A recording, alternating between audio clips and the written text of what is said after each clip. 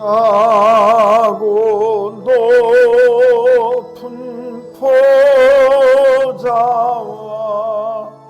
그 위에 앉으신 예수 얼굴 영광이 해같이 빛나네. 해같이 빛나네. 지극히 높은 위엄과 한없는 자비를 무천사 소리 합하여 늘 찬송 드리네. 늘 찬송 드리네.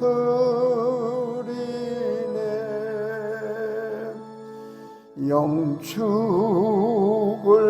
나를 살리려 그 영광 떠나서 그 부끄러운 십자가 날 위해 지셨네. 날 위해 지셨네. 나 이제 생명 있음은 주님의 은혜요. 저 사망 권세 이기니 큰 기쁨 넘치네. 큰 기쁨 넘치네.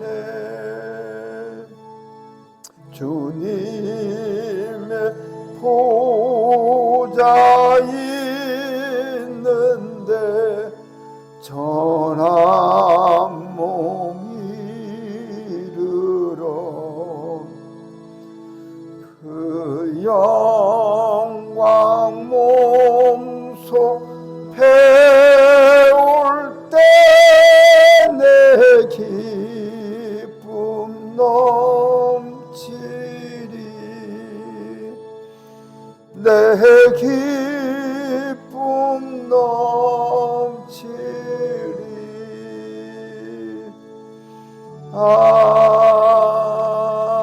아멘. 날마다 우리 짐을 지시는 주 곧 우리의 구원이신 하나님을 찬송할지로다. 하나님 우리에게 구원의 하나님이시라. 사망에서 벗어남은 주 여호와로 말미암거니와 그의 원수의 머리 곧 죄를 짓고 다니는 자의 정수리는 하나님이 쳐서 깨뜨리시리로다. 주께서 말씀하시기를 내가 그들을 바산에게서 돌아오게 하며 바다 깊은 곳에서 도로 나오게 하고 내가 그들을 심히 치고 그들의 피에 내 발을 잠기게 하며 내 집에 개의 혀로 내 원수들에게 제 분깃을 얻게 하리라 하시도다. 하나님이여 그들이 주께서 행차하심을 보았으니 그여 나의 하나님 나의 왕이 성소에 행차하신 것이라. 소고치는 처녀 중에서 노래를 부르는 자들은 앞서고 악기를 연주하는 자들은 뒤따르나이다. 이스라엘의 구원에서 나온 너희여 대중의 하나님 곧 주를 송축할지어다. 거기에는 그들이 주관하는 작은 베냐민과 유대의 그 왕과 그들의 무리와 스불론의 고관과 납달리의 고관이 있도다. 내 하나님이 너를 힘을 명령하셨도다. 하나님이여 우리를 위하여 행하신 것을 경고하게 하소서. 예루살렘에 있는 주의 전을 위하여 왕들이 주께 예물을 드리리이다. 수서의 무리와 만민의 송아지를 부르시고 은조각을 발 아래 밟으소서. 그가 전쟁을 즐기시는 백성을 흩으셨도다. 고관들은 애굽에서 나오고 고수인들은 하나님을 향하여 그 손을 신속히 들리로다. 땅의 왕국들아 하나님을 노래하고 주께 찬송할지어다. 셀라. 옛적 하늘에 하신 자가 주께서 그 소리를 내시니 웅장한 소리로다. 너희는 하나님께 능력을 돌릴지어다. 그 위엄이 이스라엘 위에 있고 그의 능력이 구름 속에 있도다. 하나님이여 위엄의 성소를 나타내시나이다. 이스라엘의 하나님은 그의 백성에게 힘과 능력을 주시나니 하나님을 찬송할지어다. 아멘. 사랑의 하나님, 저희를 사랑하여 주시고 주의 자비와 인자로 함께하여 주심을 감사합니다. 죽을 수밖에 없는 죄인들, 영원히 멸망받을 수밖에 없는 저희들을 위하여 이 땅에 오시사 십자가 지시고 그 치욕 그 모욕 다 당하시며 그 죽으신 그 핏값으로 갈보리 십자가를 내신 그 예수 그리스도의 보혈의 공로로 저희를 용서하여 주시고 저희들의 조언 같은 죄들을 깨끗게 씻게 하여 주신 주님의 은혜를 찬송합니다. 하나님, 주님의 은혜를 찬양하는 주의 백성들 한 마음으로 주님을 경배하고 하나님을 한 마음으로 모시고 있사오니 하나님이 이 예배에 함께하여 주시며 저희에게 하나님을 더욱 알아가는 은혜의 시간이 되어지도록 역사하여 주시옵소서. 예수 그리스도 이름으로 기도드리옵나이다. 아멘. 전능하사 천지를 만드신 하나님 아버지를 내가 믿사오며 그 외아들 우리 주 예수 그리스도를 믿사오니 이는 성령으로 잉태하사 동정녀 마리아에게 나시고 본디오 빌라도에게 고난을 받으사 십자가에 못 박혀 죽으시고 장사한 지 사흘 만에 죽은 자 가운데서 다시 살아나시며 하늘에 오르사 전능하신 하나님 우편에 앉아 계시다가 저리로서 산 자와 죽은 자를 심판하러 오시리라. 성령을 믿사오며 거룩한 공회와 성도와 서로 교하는 것과 죄를 사하여 주시는 것과 몸이 다시 사는 것과 영원히 사는 것을 믿사옵나이다. 아멘.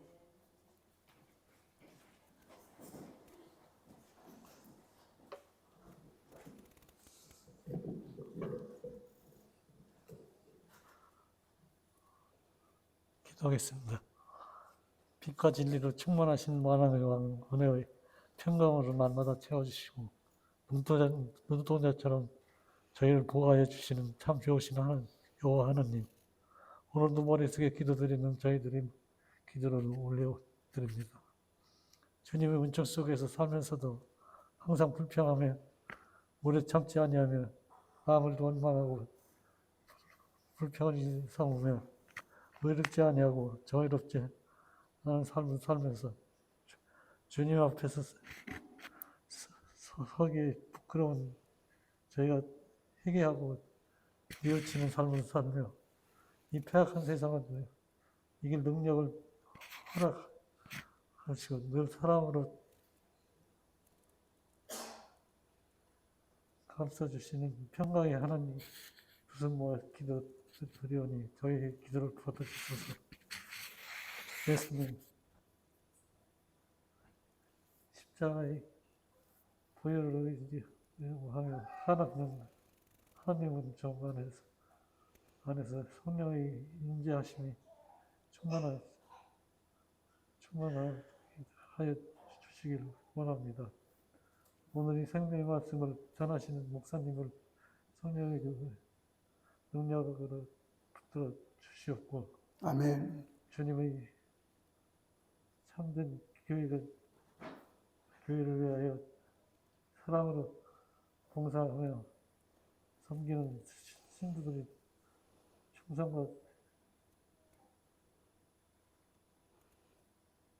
전심을 통하여 사랑의 더욱 넘치는 성교회가 되게 하여 주옵소서. 아멘. 나사렛 예수 그리스도 이름 받던 기도드립니다. 아멘. 아멘. 왕이신 나의 하나님, 내가 주를 높이고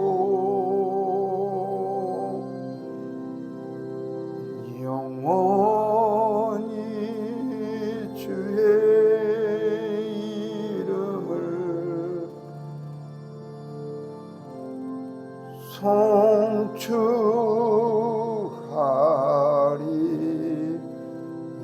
송축하리이다. 누가복음 24장 1절로 12절의 말씀을 읽겠습니다. 안식 후 첫날 새벽에 이 여자들이 그 준비한 향품을 가지고 무덤에 가서 돌이 무덤에서 굴러 없어진 것을 보고 들어가 주 예수의 시체가 보이지 아니하더라. 이로 인하여 근심할 때 문득 찬란한 옷을 입은 두 사람이 곁에 섰는지라. 여자들이 두려워 얼굴을 땅에 대니 두 사람이 이르되 어찌하여 살아있는 자를 죽은 자 가운데서 찾느냐. 여기 계시지 않고 살아나셨느니라. 갈릴리에 계실 때 너에게 어떻게 말씀하셨는지 기억하라. 이르시기를 인자가 주인의 손에 넘겨져 십자가에 못 박히고 제3일에 다시 살아나야 하리라 하셨느니라 한데 그들이 예수의 말씀을 기억하고 무덤으로 돌아가 이 모든 것을 열한 모든 이들에게 알리니 이 여자들은 막달라 마리아와 요한나와 야고보의 모친 마리아라. 또 그들과 함께한 다른 여자들도 이것을 사도들에게 알리니라. 사도들은 그들의 말이 허탄한 듯이 들려 믿지 아니하나 베드로는 일어나 무덤으로 달려가서 굽려 들여다보니 세마포만 보이는지라. 그 된 일을 놀랍게 여기며 집으로 돌아가니라. 아멘.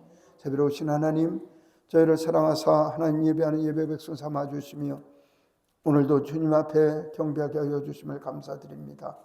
온전히 주님의 말씀에 순종하여 주님의 기쁨 되기를 원하오니 저희를 인도하여 주시옵소서. 주님의 말씀을 듣고자 합니다. 주님의 성령님께서 저에게 지혜와 믿음 주셔서 하나님 말씀이 알아지게 되며 믿어지게 하시며 그 말씀대로 살아갈 수 있도록 지켜 주시옵소서. 예수 그리스도 이름으로 기도드리옵나이다. 아멘. 하나님께 예배하는 여러 성도님들께 하나님께서 은혜와 평강 내려주시기를 원합니다. 세상에는 보면서도 못 믿고 손에 쥐어줘도 못 믿는 일들이 굉장히 많습니다. 일반적으로 통상적으로 자기의 상식과 신념을 벗어난 일들을 경험하거나 목격했을 때의 일들입니다. 그래서 이런 일들을 목격하거나 경험했을 땐 우리가 늘 하는 소리가 있습니다. 이게 현실인가 꿈인가? 그래서 이게 꿈이냐 생시냐 하면서 소설책에 나오고 만화책에 보면 자기의 뺨을 꼬집으면서 현실임을 깨달으려고 하는 사람들이 있습니다. 오늘 말씀은 예수님을 따랐던 여자들이 예수님 무덤에 갔을 때 목격한 일들을 기록하고 있습니다. 이분들은 안식일이 지나 새벽 일찍 날이 밝아오자 예수님 무덤으로 달려갔습니다. 예수님 무덤은 예수님 십자가하고 매우 가까운 곳에 있습니다. 그러니까 뭐 얘기를 하면 100m 안짝입니다. 지금 가면은요, 한 건물 안에 성묘교회라고 하는 교회 안에 이쪽으로 그 교회당 건물 안에 이쪽으로 가면 예수님 십자가에 달리셨던 터에 있고, 근데 터라고는 뭐 땅바닥도 볼 수 없을 만큼 뭐 건물이 빽빽하고 여러 가지 장식물과 상징물이 있어서 아, 이게 예수님 돌아가셨던 데구나. 그 바로 밑에 돌판이 이런 돌판이 넓적한 게 있어서 거기 뭐 등도 달려 있고 막 그렇고, 그런데 거기가 예수님 시신을 수술했던 돌판이다. 그리고 이쪽으로 조금 가면 사람들 줄 많이 서 있는 데 가면 거기가 예수님 묻히셨던 성묘교회 무덤이다. 이렇게 돼 있어서 지금 올라가면 흔적을 잘 모르고 있겠지만 이 예수님 돌아가셔서 시신을 보신 다음에 그 주일날 아침이 되는 거죠. 우리로 얘기를 하면 안식일 지나서 새벽을 지나서 안식일 날 거기 올라갔을 때 그가 정말 두려웠을 것입니다. 올라갔을 때 전날에 자기들이 그 구경을 했을 때 그 피비린내라는 사형장, 그 뭐 예수님만 사형을 당한 게 아니라 그 전 사람들도 사형당하고 전날도 사형을 했을 거고 그 핏자국들이 아주 한 곳이고 강도들도 같이 죽였고 했던 곳인데 예수님 십자가에 못 박혔을 때 그 피범벅된 그 시신도 생각이 났을 거고 십자가에 못 박힐 때 그냥 고함 소리와 그 망치 소리, 못 박는 소리, 그 비명 소리들이 귓전에 다 들리는 것 같고 사형자에 있는 많은 사람들이 쯧쯧 하면서 예수님 놀리고 조롱하는 이야기도 기억에 날 것이고 그 장소를 가보니 예수님 무덤에 막혀있던 큰 돌이 굴려져 있고 예수님 무덤에 시신이 안 계시는 겁니다. 근데 예수님 평소에 세상에 계실 때 십자가 처형을 당하시고 3일 만에 부활하실 것을 말씀하셨지만 제자들은 예수님께서 돌아가신다는 말도 믿지를 않았고 부활하신다는 말은 더더욱 믿지를 않았기 때문에 기억이 나지를 않습니다. 그 와보니 지금 시신이 없는 상황입니다. 천사가 예수님께서 부활하셨다고 내용을 알려줘도 그 내용을 전달받은 예수님 제자들조차도 믿기가 어렵습니다. 자신들의 상식과 보고 들었던 경험들, 생각하고 살아왔던 모든 상식을 뛰어넘는 사실들이었기 때문에 그렇습니다. 성도 여러분, 많은 사람들은 본인이 사실적이고 직관적인 사람들은 뭐라고 이야기를 하냐면 보고 들은 거, 만진 거 외에는 믿지 않겠다고 이야기를 합니다. 근데 세상에 사는 것은요, 해 뜨고 해지는 가운데 그 우리가 현재 보고 만지는 일, 이런 것만, 눈에 보이는 것만 세상을 이루고 있다는 사실을 한다면 좀 바보 같은 사람이지 않겠습니까? 여러분들 아시는 우리 안에 여기 있는 거 눈에 보이지 않는 공기도 분명히 존재를 한다는 사실을 알고, 그 다음에 보이지 않는 우리 지역 말고 다른 지역에 일어나는 미풍과 양속도 분명히 세상을 이루는 요소이고, 그 다음에 우리 지역의 또 나라 발전에 대해서 10년 되게 20년으로 뚫어놓는다는 이야기, 그런 것들 믿을 수 없는 이야기가 너무나 많습니다. 그리고 가본 적 없는 다른 나라에서 현재 일어나는 일들이나 상상도 못해본 바다나 혹은 높은 산이나 밀림에 있는 일들도 지금 이 땅을 이루고 있는 중요한 일들이 벌어지고 있지만 우리는 눈에 본 거 없고 우리는 만진 거 없다고 해서 그게 세상을 이루지 않는다고 이야기를 하는 사람은 바보지 신념의 사람이 아니라는 것입니다. 그리고 그리스도인들은요, 그것만으로 세상에 살아가는 게 아니라 우리가 상상하지 못했던 일들이 세상 가운데 너무나 많은데 그 모든 것들이 하나님 섭리 가운데서 이루어진 일들이 있기 때문에 그렇습니다. 그러니까 내가 그리스도인이라고 이야기를 하면서 하나님의 신비, 하나님께서 다스리고 하나님께서 역사하시면서 인도하시는 그 섭리와 신비를 믿지 않는다면 가짜 그리스도인이라고 얘기할 수밖에 없다는 것입니다. 예수님으로 살아간다는 건 눈에 보이는 것만으로 살아가는 것이 아니라 하나님의 은혜의 은총으로 살아간다는 사실을 저 여러분들이 날마다 시인하고 날마다 고백을 해야 합니다. 오늘 말씀 듣는 가운데 세상 사람들 그 친한 그 예수님의 절친이며 예수님의 가장 친하다고 하는 제자조차도 믿지 못하던 예수님의 부활의 사실이 우리 터교의 교우들은 믿어지기를 소망합니다. 또한 예수님의 신비에 참여하는 주님의 은혜가 우리 예배 가운데 넘치고 넘치길 예수님 이름으로 축복합니다. 1절로 3절의 말씀을 읽겠습니다. 안식구 첫날 새벽에 이 여자들이 그 준비한 상품을 가지고 무덤에 가서 돌이 무덤에서 굴려 엉겨진 것을 보고 들어가니 주 예수의 시체가 보이지 않나더라. 안식일 첫날 새벽이라고 이야기를 하면 우리 요일 개념으로 이야기를 하면 일요일 날 아침 새벽을 이야기를 합니다. 그러니까 예수님께서 목요일 저녁에 다른 사람들이 하지 않는 하루 일은 유월절 만찬을 행하고 그날은 이제 제자분들 발을 다 닦아주시죠. 그래서 우리가 그 고난주간을 계산을 할 때 목요일 그날을 세족 목요일이라고 그렇게 이야기를 합니다. 그래서 여러분들 이제 세족식이라고 하는 게 예수님 그 목요일 날 있었던 일로 기억을 하시고 제자들이 그 스승들이 제자의 발을 닦아주는 그런 성경 같은 거는 있지 않았는데 이제 그게 큰 예수님의 섬김이라고 그렇게 이야기를 하면서 우리가 기념하는 것이 세족 목요일입니다. 그리고 제자분들과 유월절 만찬을 마치시고 감람산에 오르시는데 그곳에서 기도를 하시다가 가룟 유다가 이끌고 오는 그 체포조에 의해서 예수님께서 불법 체포를 당하셔서 대제사장 집들로 연행이 되어 갔습니다. 밤새 대제사장의 뜰에서 사내들인 공예로 빌라도 관저로 다시 헤로데게로 가셨다가 다시 빌라도 관장에 오셔서 거기서 불법 재판을 받고 사형 판결을 받으시고 십자가 지시고 골고다 언덕 올라가십니다. 거기서 금요일 오전 9시에 십자가에 못 박혀 달리시고 오후 3시에 돌아가셨습니다. 이제 시신을 수습할 때가 되었습니다. 유대인들은 오후 6시가 되면 날짜가 오후 6시에 바꿉니다. 그리고 오후 6시 이전까지는 평일이었는데 오후 6시가 되면 안식일이 되기 때문에 안식일에는 이 사람들이 신명기 율법에 의하면 뭐라고 쓰여있냐면 사형당한 사람을 나무에다 안식일날 달아놓을 수 없다는 규정에 의해서 그 사람을 내려놔야 되는 상황입니다. 그래서 율법의 규정에 따라 사형수들을 다 형장에서 내려야 된다고 빨리 정리해야 된다고 하고 있습니다. 그때 아리마대 사람 요셉이 와서 빌라도에게 예수님 시신을 요구를 합니다. 장례를 치러드리기 위함입니다. 그래서 요셉은 자신이 사용하려고 준비를 했던 세묘지에 예수님을 모시게 되었습니다. 그 모든 일 진행되는 것을 갈릴리에서 오신 예수님 제자분들, 예수님 친척분들이 이것을 지켜보고 있습니다.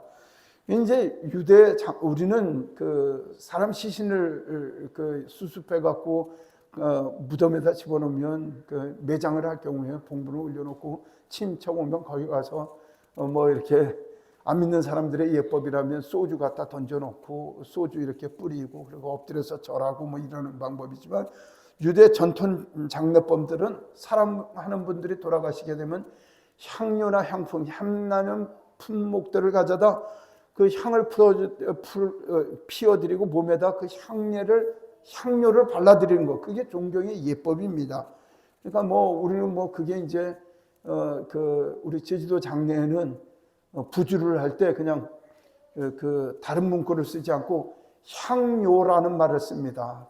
제주 분들은 아시겠지만 향료라는 말을 쓰는 것도 향을 태울 때 쓰는 그 돈으로 사용하라고 하는 말로 향료로 쓰는 걸 봐서는 아마 우리 전통 장례에도 그 향을 피워드리는 것을 예의로 쓰지 않았나 그렇게 생각을 하고 유대율법에도 그런 일이 있었다는 것입니다.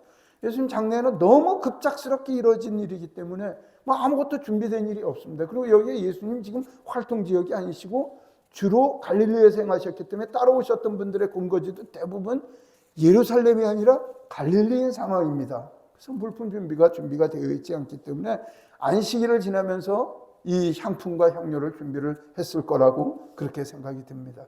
안식일은 지났습니다만은 깜깜하고 어두운 밤이기 때문에 무덤을 가지고 올 수가 없어서 새벽까지 기다린 것입니다. 이제 새벽이 돼서 사물 판단이 가능해지기 시작하냐, 가능하나 빨리 무덤을 향하여 갔습니다. 유도는 여러 차례 말씀을 드렸지만 돌을 깎고 안에 들어가서 자그마한 굴을 파서 거기에다 돌을 굴려서 막아 놓습니다. 근데 그때 소문이 나긴 뭐라고 이야기를 하냐면 예루살렘에 예수님 제자들이 예수님 시신 흉터와서 예수님 부활하셨다고 얘기할까봐 한다고 이야기를 하면서 로마 군인들이 예수님의 무덤을 다 경비를 하고 그렇게 보초를 쓰고 있었습니다. 이 10절에 보면은 무덤에 가셨던 분들의 성함이 나와 있는데 막달라 마리아, 요한나, 야고보의 어머니 마리아 그리고 몇몇의 여인이 함께하고 있다고 그분들의 이름을 쓰고 있습니다. 복음서마다 예수님 고난의 장면, 부활의 장면에서 여자분들의 이름을 어떤 분들 때는 막달라 마리아 한 분만 쓰는 데도 있고 어떤 분들은 다른 이름을 쓰는 데도 있지만 여자분들의 실명을 밝히는 데는 아마 이유가 있을 것입니다. 아마 설명은 안 하고 있지만 숨어있는 남자 제자분들 그렇게 떠들썩하게 하나님을 섬긴다고 얘기를 했던 그 사람들과 대조를 하기 위하여 이 여자분들의 이름을 썼을 거라고 우리는 그렇게 생각을 합니다.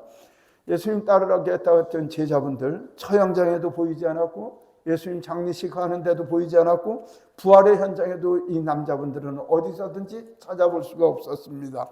자주 불리우던 베드로, 요한, 야고보 이 사람들조차도 보이질 않았습니다.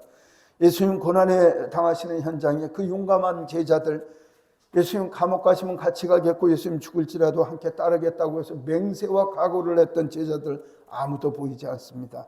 그러나 예수님 사역 뒤에서 늘 계셨고 나타나지도 않고 없는 듯이 돕고 함께 계셨던 여자 제자분들 어쩌면 예수님 사역에서 늘 희생만 요구되었던 여자분들은 예수님의 고난 현장에 끝까지 남아있음을 성경은 기록을 하고 우리들에게 교훈을 하고 있습니다. 이 제자분들이 예수님 사역장에서 함께 하셨습니다. 장례를 치를 때도 그 장면을 먼 자리에서 지키셨고 새벽 미명에 두려움과 어려움 가운데 예수님을 찾아가는 믿음을 보이고 있습니다. 다른 복음서에서는 여자 제자들이 새벽에 예수님 무덤에 가면서 무덤을 닫고 있는 돌을 옮길 걱정을 하고 있는 내용을 기록을 하고 있습니다. 돌멩이가 워낙 크기 때문에 이분들은 지금 무덤 안에 들어가서 시신을 닦고 해야 되는데 그 돌멩이가 누가 굴려져야 들어가지 않나 이런 생각을 하고 있는데, 아마도 이분들이 가게 된 이유 중에 하나는 아마 군인들이 거기에 지키고 있다면 군인들에게 그 돌을 좀 밀어달라고 해서 거기서 좀 향품을 바르고 그러지 않았겠는가 하는 그런 마음이 있습니다. 이 향품이라고 이야기를 하고 있는 것은, 향료라고 하는 것은 기름이 있는 향기가 있는 기름을 이야기를 하는데, 유대 전통에 의하면은 시신을 땅에 묻은 게 아니라 돌 위에 집어넣고 돌로 막아놓은 상황이기 때문에 날이 덥고 하니까 시신이 부패해서 냄새가 나면 내 사랑하는 사람들을 몸이 썩어서 냄새 난다는 것을 그걸 바르나 안 바르나 썩는 건 마찬가지지만 너무나 가슴이 아프니까 그 썩는 정도를 늦추기 위해서, 아니면 썩는 냄새를 없애기 위해서 그 향료를 발라드리는 것입니다. 근데 유대율법에 의하면요, 죽은 사람을 만지는 이 자체가 부정해져서, 부정해지면 정결례를 해야만 주님 앞에, 하나님 앞에 나갈 수 있도록 되어 있는데, 이 여자분들은 그걸 아랑곳하지 않습니다. 율법을 어기면서라도 예수님 무덤에 나간 것은 제자의 마땅한 도리를 지키기 위하여 그 일을 행하고 있다는 것입니다. 드디어 이 여자분들이 그 새벽 어두운 길을 뚫고 와 보니 무덤을 막혀있던 큰 돌이 굴러져 내려져 있고 무덤은 열려져 있는 것입니다. 근데 마태복음에서는 이날 무슨 일이 있었다고 이야기를 하냐면, 예수님 이 여자 제자분들의 예수님 무덤에 왔을 때 큰 지진이 일어나갖고 천사들이 와서 무덤에 돌을 굴렸다고 그렇게 기록을 하고 있습니다. 천사들이 오시니까 무덤에 지진이 난 건지, 천사들이 오셔서 지진을 일으켜서 돌을 굴려내신 건지, 돌을 천사들이 내려와서 굴리셨는지, 그 일들이 한꺼번에 일어났었다고 마태복음에서는 기록을 하고 있습니다. 이미 예수님께서는 약속하신 예언의 말씀대로 부활하신 것입니다. 그리고 하늘의 천사들이 예수님 무덤을 정리를 하고 있음을 성경은 기록을 하고 있습니다. 이분들이 정말 배짱도 좋죠.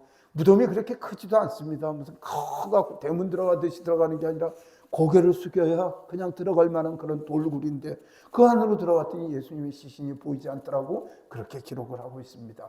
우리 4절로 8절의 말씀을 읽겠습니다.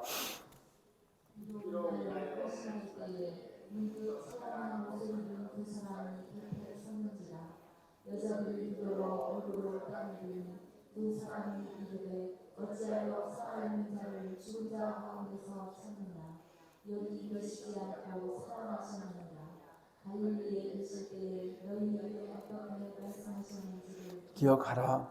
이르시기를 인자가 죄인의 손에 넘겨져 십자가에 못 박히고 제3일 만에 다시 살아나야 하리라 하셨느니라 한데, 그들이 예수의 말씀을 기억하고, 이제 여기 갔는데 말씀이죠. 여러분들도 꼭 시간과 환경과 여건이 되시면 예루살렘 그 성지 순례를 꼭 한번 다녀오실 것을 권합니다. 그러니까 지금도 그 무덤에 들어가면 말씀이죠. 고개를 숙이지 않고 하면 들어가질 않습니다. 장소가 그렇게 넓지 않기 때문에 저는 이렇게 공황장애나 아니면 폐소공포증이 없는데도 그 안에 들어가는데 굉장히 갑갑할 것이라는 그런 생각이 들고 답답할 것이라는 그런 생각이 드는데, 지금 그 안에는 무슨 불을 다 켜 있기 때문에 어둡거나 무섭지 않습니다. 또 뒤에는 많은 사람들이 줄을 서 있기 때문에 두려운 마음이 없고 한데, 아니 그냥 그 깜깜한데 어떻게 그분들이 그 안에 들어갈 수가 있을까? 남자들은 다 도망가고 제자분들만 무덤을 찾습니다. 그런데 이거를 묵상하면서 가만히 생각을 했을 때 이 여자분들만 대동단결해서 남자분들한테도 얘기를 안 하고 우리끼리 갔다 오겠다 하지 않았을 것입니다. 분명히 이분들이 오셨을 때 같이 호떡은 같은 건물에 아니면 아는 곳에 남자분들과 같이 묵었을 것이고, 남자 제자분들에게 분명히 얘기를 했을 것입니다. 우리 새벽에 가고 예수님 산소에 가서 예수님 시신을 닦으려고 이야기를 한다. 예의를 달라고 이야기를 한다. 라고 남자분들에게 같이 가자고 이야기를 하고 돌멩이를 굴러내야 되는데 가서 좀 굴려달라고도 얘기를 하고 여러 가지 이야기가 있었을 것입니다. 남자분들은 움직이지 않았습니다. 아마 이런 내용을 얘기를 했을지 모릅니다. 대제사장들에게 적발되고 처형될 수도 있으니까 우리는 숨겠다고 그렇게 얘기를 하고 가지 않았을 수 있을 것입니다. 그래서 여자분들만 결정을 내렸는지 모르지만 여자분들이 무덤에 와보니까 무덤은 열려 있었다고 그렇게 기록을 하고 있습니다. 그러니까 이 조그만 굴에 남자들도 없고 여자분들만 와갖고 소관이 지금 어떻게 됐는지도 모르고 큰 동물이 와서 소관에 움츠리고 있을지도 모르고 그들이 마음속에 두려워하는 귀신이 있을지도 모르고 군인들이 창을 들고 거기에 지킬지도 모르고 별 생각이 다 있을 그 껌껌한 굴을 이 여자분들이 들어가는 건 보통 용기가 아니면 그 시신 있는 굴에 들어갈 수가 없었습니다. 예수님 시신이 보이지 않는 것입니다. 그래서 순간 낙담을 해갖고선 우리 예수님 시신 누가 훔쳐갔나 이렇게 생각을 했을 때 순간 찬란한 옷을 입은 두 사람이 서 있게 됐다는 걸 알게 되었다고 이야기를 합니다. 이 순간 찬란한 옷을 입은 사람이 나타난 것인가? 그게 아니라 이미 찬란한 옷을 입은 분들은 거기 계셨고 본인들은 인지하지 못했다. 순간적으로 갑자기 이분들이 서 계신 것을 알게 되었다는 것이죠. 근데 이 찬란한 옷이라고 이야기를 하고 성경은 지속적으로 사람이라고 표현을 하고 있는데 이거 천사라고 목사님이 자꾸만 설교를 하는 이유는 이 때문입니다. 찬란한 옷이라고 하는 이 단어가 사람들한테는 쓰지 않고 찬란한 옷이라고 하는 이게 천사의 옷이라는 뜻이기 때문에 사람의 모양을 하고 천사님이 와 계셨다라고 이스라엘 사람들은 그렇게 읽는다는 것이죠. 그러니까 여기에 뭐라고 하냐면 찬란한 옷을 입었다는 그 말 자체로 천사님이 내려오셨다라고 이해를 하는 게 좋습니다. 그러니까 천사가 사람의 모습으로 무덤에 지금 내려왔다는 의미의 기록입니다. 두렵고 놀란 마음으로 예수님 무덤을 찾았는데 무덤 문은 열려져 있고 예수님 시신은 없었고 무엇보다 두 분이 천사가 안에 있고 아니 여러분들 대낮이라도 천사를 보면 놀랄 것인데 아니 그 무덤 안에 있었고 갑자기 무덤에 시신은 없고 두 존재가 눈에 띄었을 때 이분들은 얼마나 놀라고 얼마나 놀랐겠습니까? 그게 다른 복음서에서는 이 여자들이 얼마나 놀랐든지 얼마나 큰 소리를 질렀든지 천사들이 여자분들을 놀라지 말라고 진정을 시켰다고 그렇게 기억된 거 봐서는 누가복음은 단출하게 기록을 하고 있지만 아마 이분들이 소리를 지르면서 아까 예배 시작하기 전에 도와주세요 도와주세요 그 소리보다도 더 큰 소리로 아마 으악 사람 살려 뭐 별소리가 다 나오지 않았을까요? 그래서 이분들이 너무너무 놀라워서 땅에 엎드려 있었다고 그렇게 기록을 하고 있습니다. 찬란한 옷을 입은 두 분이 얘기를 합니다. 아니, 어째서 여기 무덤은 죽은 사람들이 있는 곳인데 왜 이곳에서 찾느냐? 산 사람은 여기에 계시지 않는다고 그렇게 이야기를 합니다. 이 이야기는 예수님께서 부활하셨는데 왜 무덤에서 예수님을 찾냐는 이야기입니다. 마태복음에는 천사가 예수님 살아나셨고 여기에 계시지 않는다고 친절히 안내를 하면서 예수님 부활하셔서 지금 갈릴리 가셔서 거기서 너희들 기다리고 있으니 제자들 또 베드로에게 얘기를 해서 갈릴리로 가서 거기서 부활의 예수님을 맞이하라고 그렇게 천사가 그렇게 친절하게 설명을 해주는 거로 마태복음에서는 기록을 하고 있습니다. 예수님 시신 향유로 닦는 예를 다하기 위하여 찾아온 제자분들입니다. 돌아가셔서 무덤에 갇혀 있는 그 제자 그 스승님한테 당신들의 예의를 다 하러 왔습니다. 이 얘기는 뭐예요? 사랑하고 존경하는 선생님 돌아가셨으니 이제 끝났으니 이젠 죽어서 뼈로 돌아가고 시신이 썩어서 이제 흙으로 돌아가는 그를 우리 선생님 이제 모든 걸 포기하고 하늘나라 가셔서 그냥 잘 사시라고 이들은 눈물과 한숨 가운데 예수님을 마음속에 묻고 그저 땅속에 묻고 없어진 존재로 생각을 하고 주님의 산소를 찾아왔던 사람들입니다. 다만 이 사람들은 자신들의 예의를 다함으로 말미암아 아는 사람들의 사람이 죽었을 때 그 썩어가는 것을 보기 싫어서 향품과 유품을 만져주고 그렇게 하듯이 그냥 예의와 범죄를 다해서 그냥 가시는 길 가시라고 이야기를 하고 왔는데 그들에게 천사는 이야기를 하기를 예수님 부활하셨다. 그 부활의 소식을 전하라고 말씀을 하고 계십니다. 6절의 천사들은 예수님께서 갈릴리에 말씀하신 것을 기억하라고 그렇게 이야기를 합니다. 그때 예수님께서 십자가에 못 박히시고 제3일 만에 부활하신다고 하시는 말씀, 그 말씀을 많이 들었습니다. 천사의 말에 예수님 말씀하셨던 그 말씀이 기억났습니다. 이 순간에도 예루살렘 그 어느 곳에서는 예수님 부활하신지도 모르고 낭만과 두려움 속에 숨어있는 남자 제자들이 있습니다. 그들에게 예수님께서 약속하신 대로 이 말씀에 예수님께서 약속하신 대로 그 천사들이 전해준 이 이야기들을 다 전하게 됩니다. 9절로 12절의 말씀을 읽겠습니다.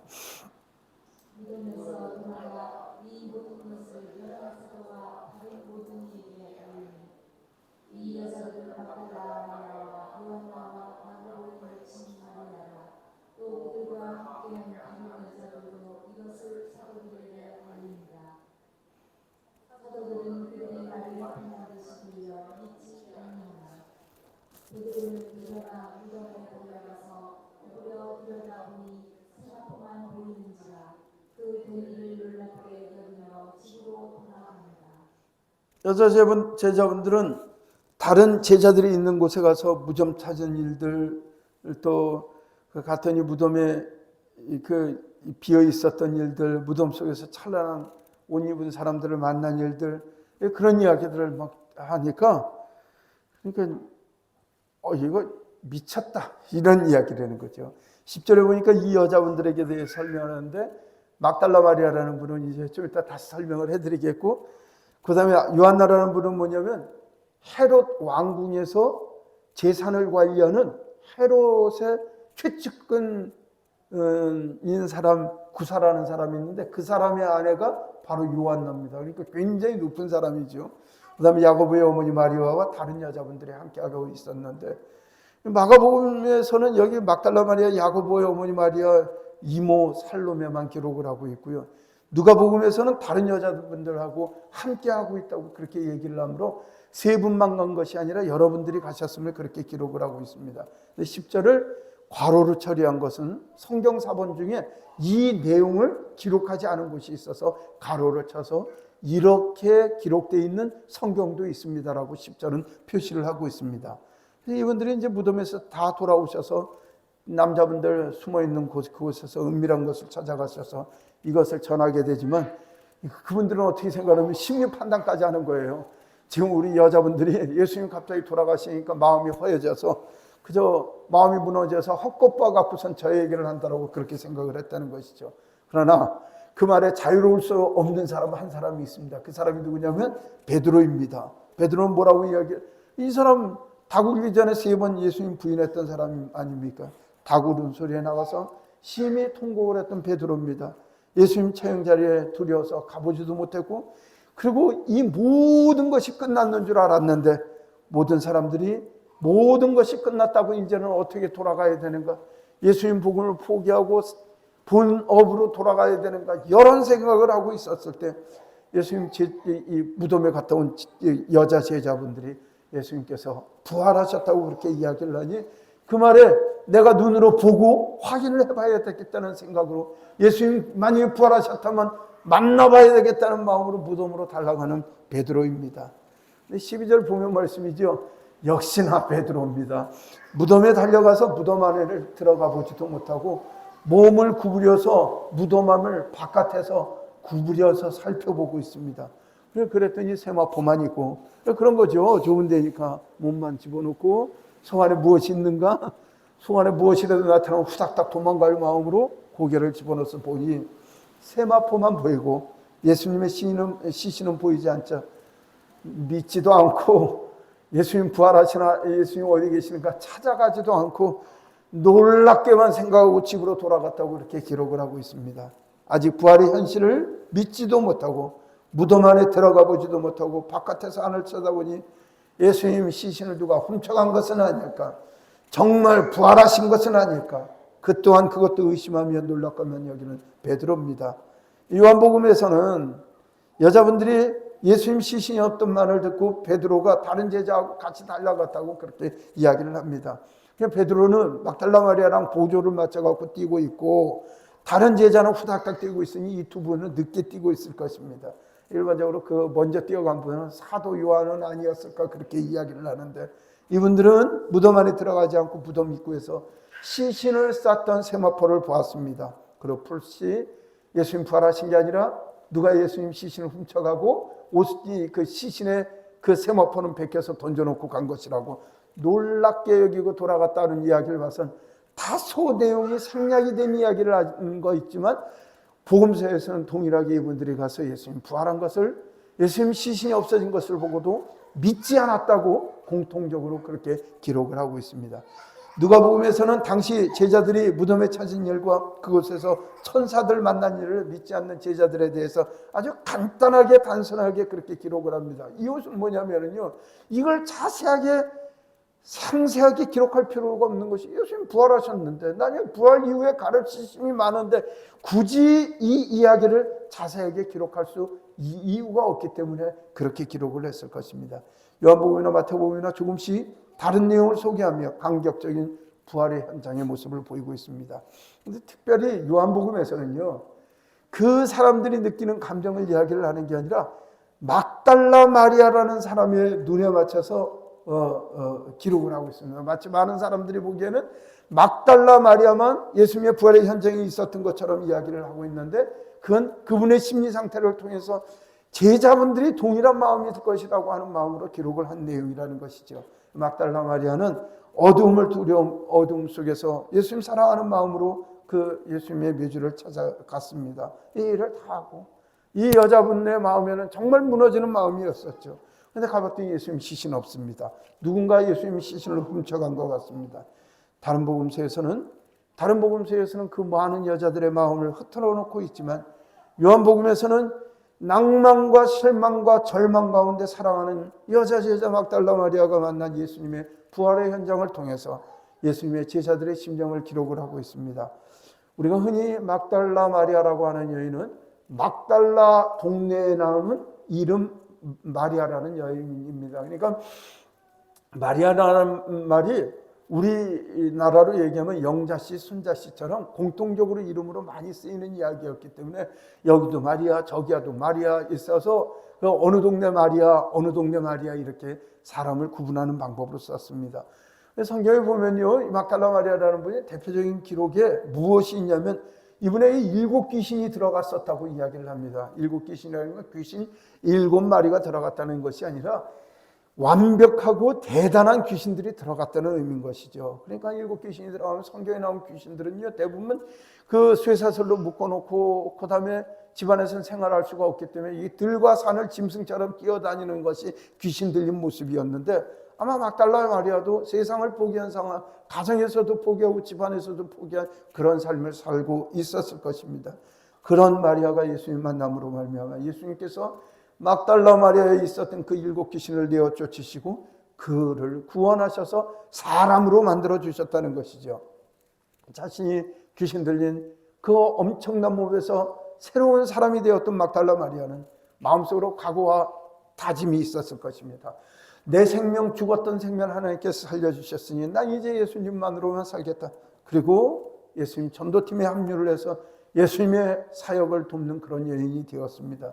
그래서 이 여자에게는요, 뭐 두려울 게 없었던 것이죠. 그래서 다른 사람들 다 도망갔을지라도 처형당하시는데도 막달라 마리아 거기에 나타나 있으면 죽일 테면 죽여보라는 거죠. 내가 저분 때문에 내 생명 얻었는데 그래 죽이려면 죽여봐라. 그런 마음으로 막달라 마리아는 참석하지 않았나 그렇게 생각을 합니다. 뿐만 아니라 예수님 장로식 하는데도 그곳에도 있었던 것도 그런 마음으로 막달라 마리아는 끝까지 예수님을 쫓아가고 그 고난의 순간, 어려운 순간에 지근거리에서 그분을 보필하고 있었던 것을 알 수가 있습니다. 막달라 마리아는 예수님의 행하신 수많은 기적을 보았습니다. 그다음에 수많은 가르침도 받았던 사람입니다. 그러나 그녀 역시 현실 앞에서 예수님의 부활은 믿지 않았었던 것입니다. 예수님께서는 살아계실 때 부활에 대해서 여러 차례 말씀을 하셨습니다. 고난당하실 것도 여러 차례 말씀을 하셨고요. 그러나 제자들도 막달라 마리아도 예수님의 부활을 믿지 않았다는 것입니다. 요한복음에서는 막달라 마리아가 예수님 안 계시는 무덤, 빈 무덤가에 그 제자들 돌아가고, 그러니까 베드로도 봐갖고 놀랍게만 여기고 남자 제자하고 가고 혼자 남아있는 막달라 마리아가 예수님 만나는 모습에 대해서 요한복음에 쓰여져 있습니다. 막달라 마리아는 그곳에 서 있으면서 울고 있었습니다. 그리고 본인은 정말 그 여러 가지 생각이 났을 것입니다. 내 생명을 살려주셔서 내가 평생 이분을 은혜로 섬기고 이분의 사역을 도우면서 그분 옆에서 살다가 일평생 살다 그렇게 죽었으면 좋겠는데, 그리고 내가 의리를 있어도 이분이 돌아가셨으니까 이분의 시신을 지키고 무덤을 지키고 내가 무덤가에서 그냥 말라 죽는 한이 있어도 이분 옆에 있어야 되겠는데, 그런 마음이 있는데 예수님 시신이 없는 것입니다. 그 당혹감에 안타까움에 막달라 마리아는 울고 있습니다. 이 눈물은 구세주에 대한 구원의 은혜도 아니고 그저 인간적인 을인 것이죠. 눈물의 연민의 을입니다.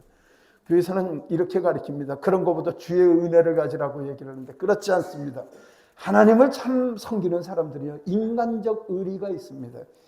인간적 도리를 다합니다. 그게 세상에 예수님 믿는 사람들의 기본적인 베이스라는 것입니다. 그러니까 그게 전부가 아닙니다만은 신앙의 은혜로 말미암아, 예수 그리스도의 은혜로 말미암아 인격이 변하고 삶이 변해서 세상 사람들보다도 인간적이고 세상 사람들보다 더 의리와 도리가 있고 세상 사람들보다 더 예의가 있는 것, 이것이 바로 예수님의 사람들의 모습이라는 사실입니다. 비겁하고 불법적이고 예의 없는 세상의 방법대로 살다가 예수님 믿고 들어와서 본인이 예수님으로 새 사람이 됐다고 이야기를 하지만 말로만 새 사람이 되고 세상에 살던 버릇 습관 그냥 예배당 갖고 들어와서 그대로 하면서 본인이 예수님의 사람으로 얘기를 하니 예배당 사람도 소용이 없다고 이야기를 하지만, 예수 그리스도로 은혜 받는 사람들은 본인의 신앙 인격으로 말미암아 세상 사람들보다 더 도덕적이고 세상 사람들보다 더 신의가 있어야 되고 세상 사람들보다 더 예의가 있어야 된다는 사실을 기억을 하셔야 합니다. 마리아는 울고 있습니다. 인간적인 연민에 의하여 자기 생명을 살려주신 그 주님의 시신이 없어졌기에 울고 있습니다. 나는 이제는 누구를 의지하고 사나? 내가 죽으신 예수님이라도 붙들고 살아야 되는데, 그리고 그가 울고 있습니다. 그때 천사들을 보게 됩니다.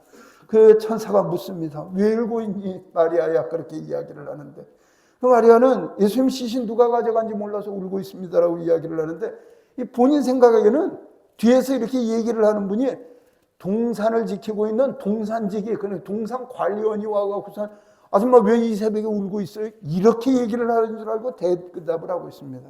누군지 모르는데 예수님께서 얘기를 합니다. 왜 울고 있니? 누구를 찾니? 이렇게 물어보십니다. 그러니까 이 마리아는 그게 동산 관리원인 줄 알고 얘기를 하기는, 당신이 우리 예수님 시신 옮겼다면 어디에 두었는지 말씀을 해달라고 이야기를 합니다. 얼마나 마음이 무너졌겠습니까? 그때 마리아에게 예수님 얘기를 하십니다. 마리아야, 이렇게 이름을 부르십니다. 마리아야 이렇게 부르시는 예수님 음성에는 마리아가 이제 이거는 예수님 음성이라는 걸 알게 됩니다. 십자가에 못 박혀 돌아가신 예수님, 그저 죽어서 모든 것이 끝난 줄 알았는데 이제 이 무덤에서 여느 사람과 같이 죽어 시신이 썩어져서 그냥 뼈로 진토로 돌아갈 줄 알았는데 그 예수님께서 살아나셔서 내 눈앞에 오셔서 내 이름을 부르고 계시는 것입니다. 마리아는 지금 예수님 시신이 없어서 눈물을 흘리고 있습니다.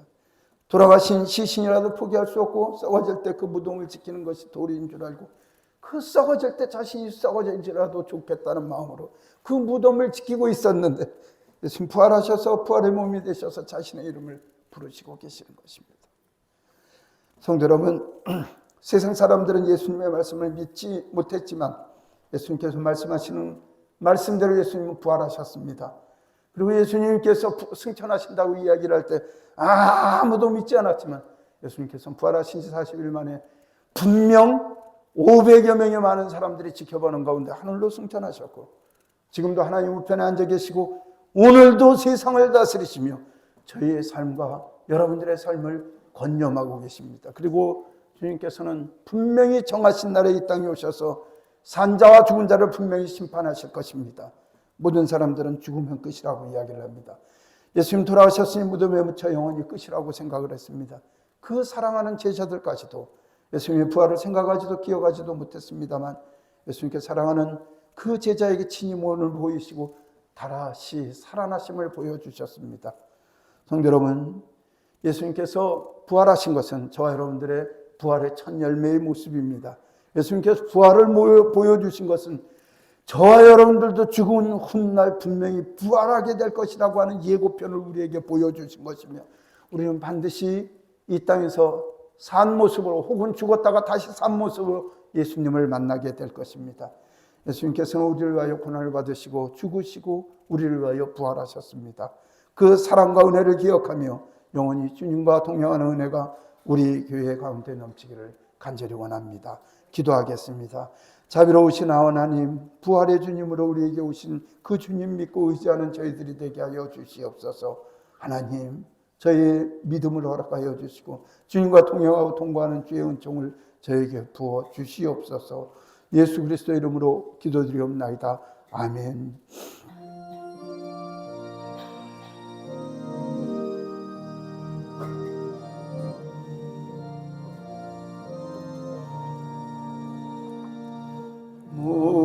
무덤에 머물러 예수 내 구주 새벽 기다렸네 예수 내 주 원수를 다 이기고 무덤에서 살아나셨네 어둠을 이기시고 나와서 성도 함께 길이 다스리시네 사셨네 예수 다시 사셨네 헛되이 지키네 예수 내 구주 헛되이 봉하네 예수 내 주 원수를 다 이기고 무덤에서 살아나셨네 어둠을 이기시고 나와서 성도 함께 길이 다스리시네 사셨네 예수 다시 사셨네 거기 못 가두네 예수 내 구주 우리를 살리네 예수 내 주 원수를 다 이기고 무덤에서 살아나셨네 어두움을 이기시고 나와서 성도 함께 길이 다스리시네 사셨네 예수 다시 사셨네 자비로우신 하나님 부활의 주님으로 우리를 찾아오시며 또한 부활을 기념하는 이 주일날 주님을 찬양하고 예배하겠음을 감사합니다. 하나님 부활을 소망하며 부활을 믿는 주님의 백성들 감사하여 몸과 마음을 다 바쳐 하나님께 예배합니다. 저희를 받으시며 저희 예배를 받아 주시옵소서. 하나님 이 시간 감사과 성경과 11조 헌금을 하나님께 올려드립니다. 드리는 손길 주님께서 기억하시고 하늘문을 여시고 만배나 갚아 주시옵소서. 드리는 손길에 하나님께서 복을 주시고 은혜를 베풀어 주시고 가정마다 사업마다 일터마다 쌓을 것 없는 주의 은혜를 허락하여 주시옵소서. 하나님 멀리서 저희 터교회를 후원하고 성원하며 주님의 성령 안에서 하나 되며 하나님께 예배하며 물질로 돕는 그 손길도 하나님께서 기억하시고 같은 은혜를 나뉘어 주시옵소서. 하나님 저희 올려지는 정성 헌금, 물질이 사용되는 것마다 하나님께서 복을 주시어 그곳에 하나님 나라를 세워 주시옵소서. 예수 그리스도 이름으로 기도드리옵나이다. 아멘. 성찬 시작하겠습니다. 성찬은 원칙적으로 세례를 받으신 분들만 참여하실 수가 있습니다. 그러나 예수 그리스도로 말미암아 주심의 확신이 있는 분들은 누구도 참여하셔도 좋습니다. 또한 세례인일지라도 마음에 꺼리는 것이 있다면 참여치 않는 것이 좋습니다. 온라인으로 예배하시는 분들은 성찬 전병과 포도주를 준비하여 주십시오. 143장 1절 찬송하겠습니다.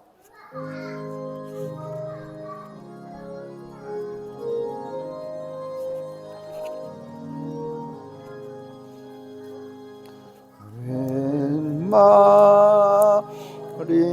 말인가 날 위하여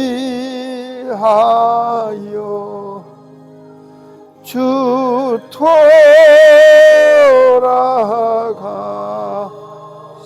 돌아가셨나 이 벌레 같은 날 위해 그래 받으셨나.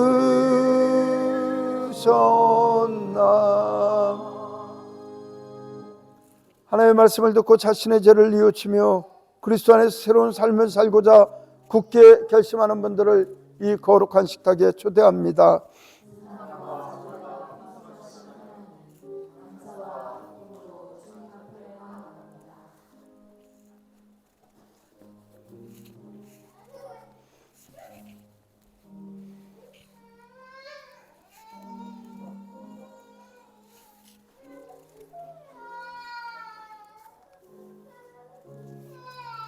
주님께서 여러분과 함께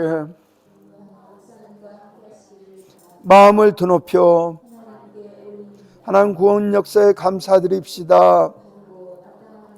전능하신 창조주 하나님, 언제 어디서나 주님께 감사드림이 지극히 당연하고도 기쁜 일입니다.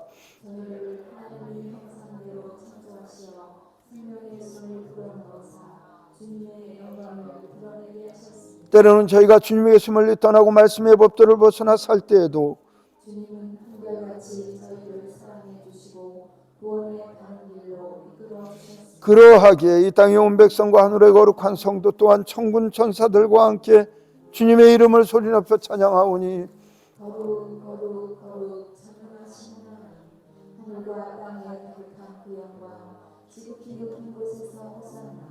주님의 이름으로 오시는 이는 복되시니까 지극히 높은 곳에서 호산나. 거룩하신 하나님, 복되신 성자 예수님, 그리스도의 은총과 사랑을 힘입어 저희가 구원의 확증을 받고 성령님과 함께 약속의 소망 속에 살아갑니다. 주님께서 당신의 몸을 내어주시던 밤 떡을 손에 드시고 감사 기도를 드리신 다음 때와 제자들에게 말씀하셨습니다. 받아 먹으라. 이는 너희를 위하여 내어주는 나의 몸이니 먹을 때마다 나를 기억하여라.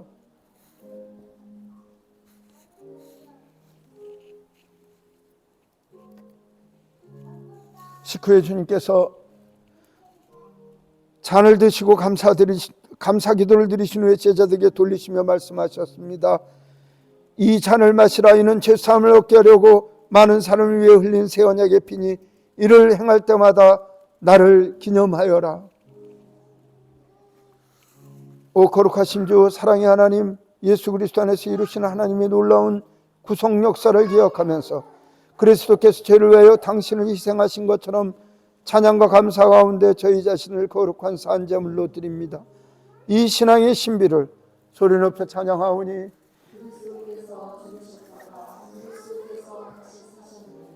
그리스도께서 다시 오시리라. 거룩하신 하나님, 일제히 주님께서 세상에 보내주셨던 성령님을 지금 다시 보내주시사 진설된 떡과 포도주에 임하셔서 이 식탁을 성별하여 주옵소서. 또한 성령님께서 여기 모인 저희와 함께 하사 이 떡과 포도주로 영원한 생명의 양식이 되게 하시며 이를 먹고 마심으로 그리스도의 새로운 몸을 입어 세상을 변화시키는 능력이 되게 하옵소서. 그리스도께서 최후 승리 속에 다시 오실 때까지, 우리 모두 천국 잔치에 참여할 때까지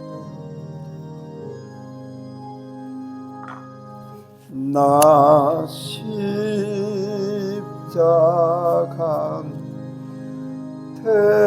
대할 때에 그 예리고 마와 내 얼굴 감히 못 들고 눈물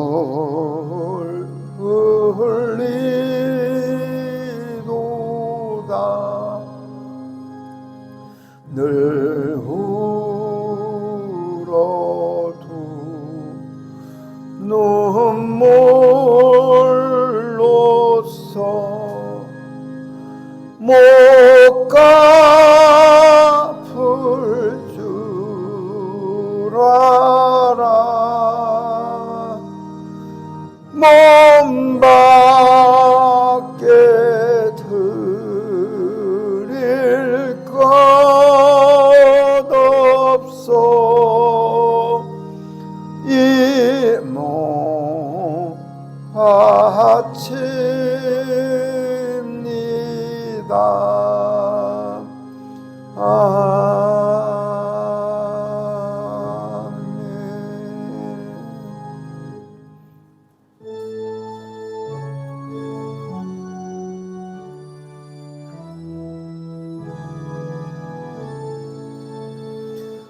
성부 성자와 성령 찬송과 영광 돌려보내세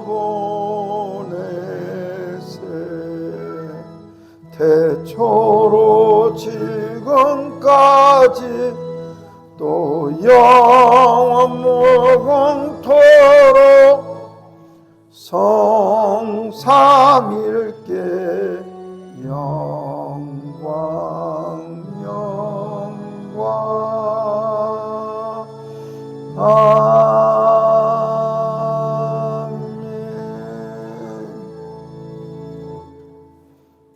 거룩하시고 자비하신 하나님, 저희를 사랑하여 주시고 주의 자비와 인자로 함께하여 주시며 부활의 소망을 갖게 하시며 주님의 은혜로 살게 하여 주심을 감사합니다.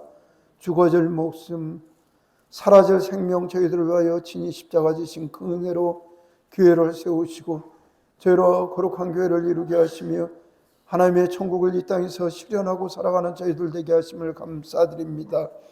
사랑하는 교회 교우들을 주님께서 지켜주시고 아버지 하나님 권속들을 살펴주셔서 세상 살아가며 어려움 없도록 도와주시고 아버지 하나님이여 행할 때마다 주님께서 지키셔서 하나님의 큰 복으로 채워주시길 원합니다.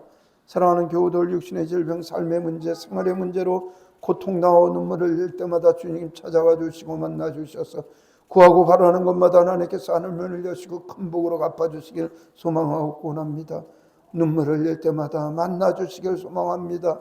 부르짖을 때마다 하나님께서 살펴주시길 소망하오니 아버지여 사랑하는 성도들의 삶을 인도하여 주시옵소서. 하나님 오늘도 주님의 복음의 말씀을 가지고 땅끝까지 나가 주님의 복음의 말씀을 전하는 사랑하는 전도자들 하나님께서 지켜주시고 보호하여 주시옵소서. 아버지여 저희가 성도님들을 위하여 기도하는 교회가 되게 하시고 선교를 동역하는 선교의 교회가 될 수 있도록 주님께서 도와주시옵소서. 하나님 출타 중인 성도님들을 지켜주시고 타국타지에서 사업으로 직장으로 아버지 하나님이여 하나님 나라를 이루고 있는 사랑하는 성도들을 살펴주시길 간절히 바라고 원합니다. 위제나가 공부하고 있는 우리 아이들 어떤 일을 하든 간에 하나님께서 보호하여 주시고 살펴주시길 간절히 바라고 원합니다. 군복무 중인 아이들이 있습니다. 하나님께서 불꽃 같은 눈동자로 살펴줘서 위험당치 아니하도록 도와주시고 하나님 허락한 그 군대를 봉사하는 기간 무탈하게 마칠 수 있도록 또 도와주시기를 간절히 바라고 원합니다. 하나님 온라인으로 예배하는 주의 성도들을 지켜주시고 아버지 하나님 타국타지에서 예배하며 성령 안에서 한 교회를 이루며 성령 안에서 함께 예배하는 주님의 백성들 위해 하나님께서 큰 은혜와 은총을 내려 주시옵소서. 하나님 예배 참석하지 못한 성도들 병실에 있는 성도들도 있습니다. 하나님 지키시고 보호하여 주셔서 어느 곳에 있든지 이곳과 같은 은혜를 덧입혀 주시옵소서. 고개 숙인 주의 성도들 한 주간 세상 살 동안 우리 하나님께서 복을 주시고 은혜 주셔서 세상에서도 인정받고 존중받는 그리스도인의 삶을 살아갈 수 있도록 인도하여 주시옵소서. 하나님, 사랑하는 성도들 가정과 사업과 일 더 배움 더 위에 하나님께서 큰 복을 내려 주시옵소서. 이제는 우리 구주 예수 그리스도의 은혜와 아버지 하나님의 극진하신 사랑과 성령님 교통하시고 위로하신 은혜가 사랑하는 성도들 머리머리 위에 이제로부터 영원토록 함께 하시길 간절히 축원하옵나이다. 아멘.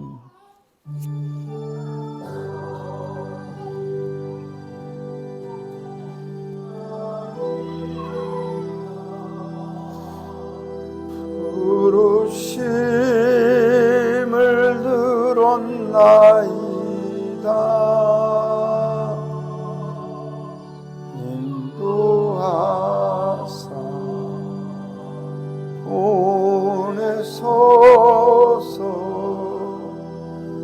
주의 백성 섬기오리다.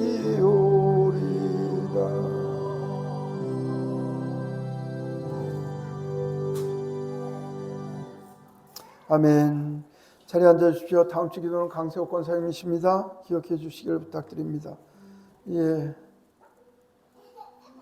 고맙습니다. 오늘 예배 마치겠습니다. 잠시 방송 송출되는 거 좀 꺼주십시오.